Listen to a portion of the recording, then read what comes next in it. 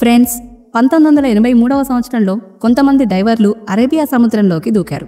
వారు సముద్ర లోతుల్లో ఏదో వెతకడానికి వెళ్లారు. సముద్ర ఉపరితలం నుండి చాలా మైళ్ళ లోతులో ఆ డైవర్లు ప్రపంచాన్ని విస్మయపరిచే ఒక అద్భుతాన్ని కనుగొన్నారు.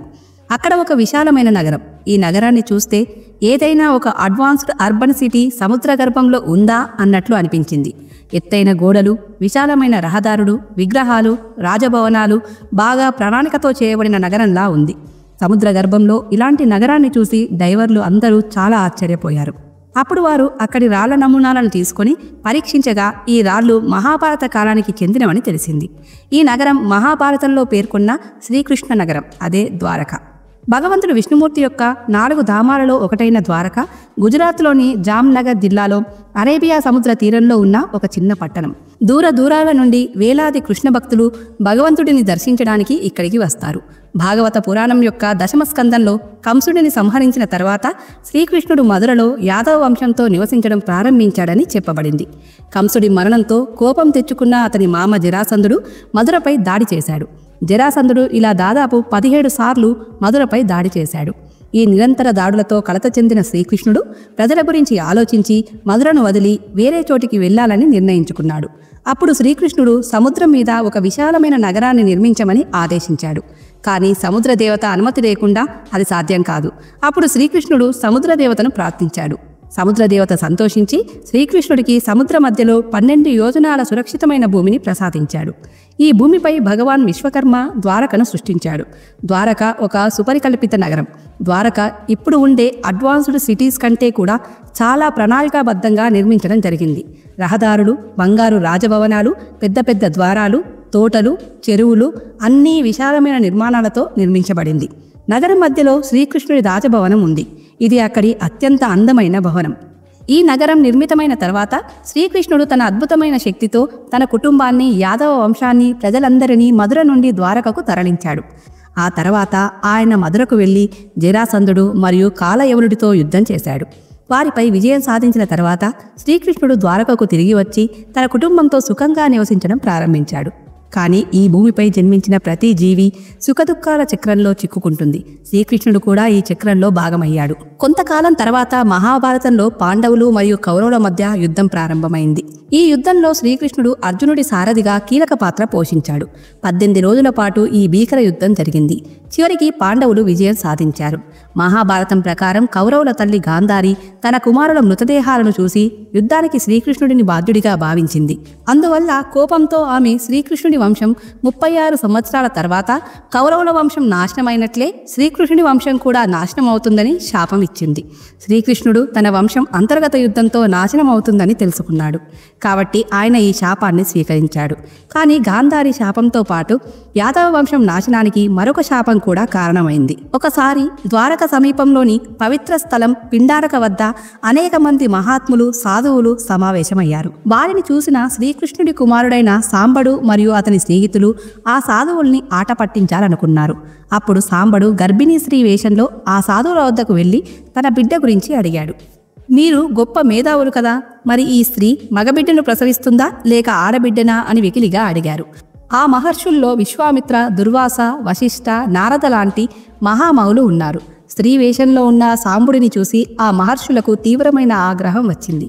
నువ్వు బిడ్డలను కాదు, ఒక ముసలానికి జన్మనిస్తావు. ఆ ముసలమే నీ వంశాన్ని నాశనం చేస్తుంది అని శపించి ఆ మహర్షులు ఆగ్రహంతో వెళ్ళిపోయారు. ముసలం అంటే ఇనుప రోకలి. మహర్షులు శపించిన ఒక్క రోజులోనే సాంబుడి కడుపు చీల్చుకుని ఒక ముసలం పుట్టింది. ఇనుప రోకలి దొర్లుకుంటూ బయటకు వచ్చింది. ముసలం పుట్టిన విషయం ఉగ్రసేనుడికి తెలిసి భయపడ్డాడు. ఆ ముసలాన్ని అరగదీసి ఇనుప రజనిని సముద్రంలో కలిపివేయమన్నాడు. సైనికులు ఆ ముసలాన్ని అరగదీసి సముద్రంలో కలిపివేశారు. ఆ రజను ప్రభాస తీర్థం అనే చోటుకు చేరి అక్కడ రెల్లు దుబ్బుగా పెరిగింది. వెదురు కర్రల్లా పెరిగే ఒక గడ్డి రకం రెల్లు దుబ్బు. ముసలంలో ఒక చిన్న ముక్క మిగిలితే ఆ ముక్కను ఒడ్డున సైనికులు పడేశారు. అప్పుడు ఆ ముక్క జరా అనే ఒక వేటగాడికి దొరికింది. ఆ వేటగాడు ఆ ముక్కను ఉపయోగించి దానితో ఒక బాణం తయారు చేశాడు. 36 సంవత్సరాలు గడిచాయి. గాంధారి శాపం నెరవేరే సమయం వచ్చింది. యాదవ వంశం మద్యం మత్తులో మునిగిపోయింది. నీరసంగా వారు ఒకరితో ఒకరు గొడవ పడడం ప్రారంభించారు. ఈ గొడవ యాదవ వంశంలో యుద్ధంగా మారింది. శ్రీకృష్ణుడి కుమారులు కూడా ఒకరితో ఒకరు యుద్ధం చేయడం ప్రారంభించారు. ఒక్కొక్కరు నాశనమయ్యారు. యాదవ వంశం మొత్తం నాశనమయ్యింది. బలరాముడు కూడా ఈ లోకాన్ని విడిచిపెట్టాడు. ఇది చూసిన శ్రీకృష్ణుడు ఒక అరిష్ట వృక్షం కింద కూర్చున్నాడు. అదే సమయంలో జర అనే వేటగాడు ఆయనను జింకగా భావించి బాణం వేశాడు. ఆ బాణం శ్రీకృష్ణుడి పాదంలో తగిలింది. దీంతో శ్రీకృష్ణుడు ఈ లోకాన్ని విడిచి తన నివాసానికి తిరిగి వెళ్ళాడు. ఈ విషయం తెలిసిన అర్జునుడు ద్వారకకు వేగంగా వెళ్ళాడు. దృశ్యాన్ని చూసి అతని గుండె వేగంగా కొట్టుకుంది. ద్వారక మొత్తం అగ్నిలో కాలిపోయింది. అయినప్పటికీ అర్జునుడు శ్రీకృష్ణుడి వాగ్దానం ప్రకారం అక్కడి నుండి స్త్రీలు మరియు పిల్లలను సురక్షితంగా బయటకు తీసుకువచ్చాడు. ద్వారక ఖాళీ అయిన వెంటనే అది సముద్రంలో మునిగిపోయింది. శ్రీకృష్ణుడి ద్వారక శాశ్వతంగా అరేబియా సముద్రంలో కలిసిపోయింది. ప్రస్తుతం ద్వారక 2 భాగాలుగా విభజించబడింది: ద్వారక మరియు బెట్ ద్వారక. ద్వారక సముద్ర తీరంలో ఉన్న ఒక పట్టణం. బెట్ ద్వారక సముద్ర మధ్యలో ఒక ద్వీపం. చాలా సంవత్సరాల పాటు ద్వారక ఒక కథగా, పురాణంగా పరిగణించబడింది. ఎన్నో పరిశోధనలు చేసినప్పటికీ ఈ అందమైన నగరం నిజమని నిరూపించే ఆధారాలు లభించలేదు.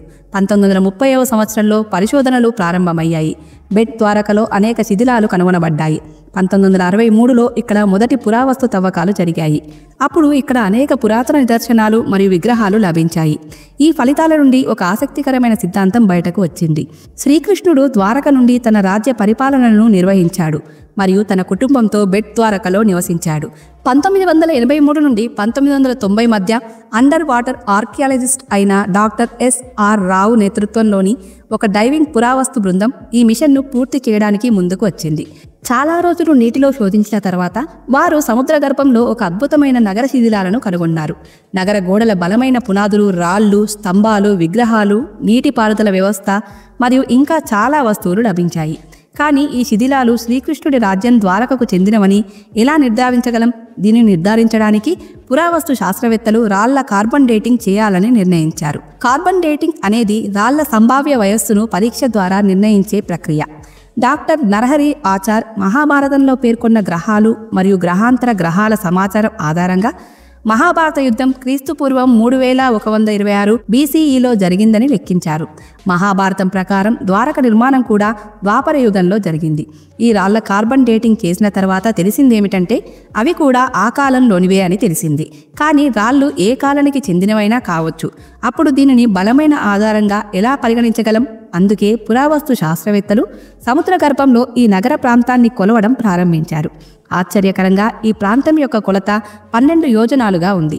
అంటే ఇది భాగవత పురాణం ప్రకారం సముద్ర దేవత శ్రీకృష్ణుడికి ద్వారక నిర్మాణం కోసం ఇచ్చిన భూమి కొలతతో సరిపోలింది. అంతేకాక ఇక్కడ అనేక లంగర్లు కూడా లభించాయి. ఇవి ద్వారక ఒక చారిత్రక ఓడరేవో అని సూచిస్తాయి. ఇక్కడి నుండి భారతదేశం సంవత్సరాల తరబడి ఇతర దేశాలతో వాణిజ్య వ్యాపార సంబంధాలు నెలకొల్పింది. కానీ ఆర్థిక సమస్యల కారణంగా ఇక్కడ తవ్వకాలు ఆగిపోయాయి. కానీ 2007లో ఆర్కియాలజికల్ సర్వే ఆఫ్ ఇండియా దీనిని మళ్ళీ ప్రారంభించింది. ఈ తవ్వకాలు ఇప్పటికీ కొనసాగుతున్నాయి. ఒక సిద్ధాంతం ప్రకారం 3500 సంవత్సరాల క్రితం ద్వారక నిర్మితమైన భూమి సముద్ర ఉపరితలంపై ఉంది. కానీ అలా సముద్రం ఉపరితలం ఎత్తు పెరగడం వల్ల శ్రీకృష్ణుడి ఈ నగరం సముద్రంలో మునిగిపోయింది. కానీ సముద్ర ఉపరితలం ఎత్తు నిదానంగా పెరుగుతుంది. మహాభారతం యొక్క మహాప్రస్థానిక పర్వం ప్రకారం ద్వారక తీరంలో కొట్టుకుంటున్న అలలు అర్జునుడి కళ్ళ ముందు క్షణాల్లో ద్వారకను ముంచెత్తాయి. ప్రస్తుతం చాలామంది మహాభారతం మరియు రామాయణం భగవాన్ విష్ణువు యొక్క అవతారాల జననం మరియు ఇతర పురాతన కథలను పౌరాణిక కథలుగా భావిస్తారు. కానీ ద్వారక మాత్రమే కాదు, ఈ భూమిపై మానవ అస్తిత్వం హరప్ప మరియు మొహంజోదారో కాలంలో మాత్రమే కాక అంతకుముందు వేల సంవత్సరాల క్రితం కూడా ఈ భూమిపై మానవ అస్తిత్వం ఉందని నిరూపించే అనేక ఆవిష్కరణలు ఉన్నాయి. ఫ్రెండ్స్, మరి మీరేమంటారు? మీకు తెలిసిన విషయాలన్నీ కామెంట్ చేయండి. ఈ వీడియోని తప్పకుండా లైక్ చేయండి. నమస్తే.